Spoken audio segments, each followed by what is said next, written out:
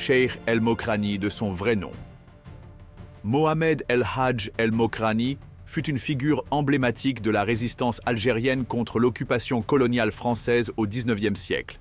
Né en 1815 à Aït Abbas, dans une famille influente de la région de la Kabylie, il hérite du titre de Bachaga et d'une autorité considérable sur la région de Medjana, dans l'est de l'Algérie.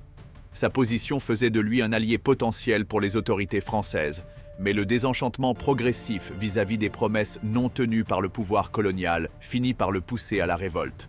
En 1871, dans un contexte de tensions accrues et d'instabilité politique en France après la guerre franco-prussienne, Cheikh El Mokrani lance un soulèvement majeur. Soutenu par son frère Boumezrag El Mokrani et par Cheikh Amezian El Haddad, chef de la confrérie des Rahmania, et par une large coalition de tribus kabyles, il devient le chef de l'une des plus grandes insurrections du XIXe siècle en Algérie.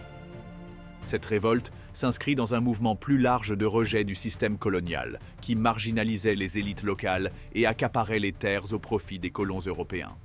La révolte s'étend rapidement dans le nord du pays, notamment en Kabylie et dans les hautes plaines, mobilisant des dizaines de milliers de combattants. Toutefois, malgré l'ampleur du soulèvement, les forces françaises, mieux armées et organisées, parviennent à réprimer la rébellion.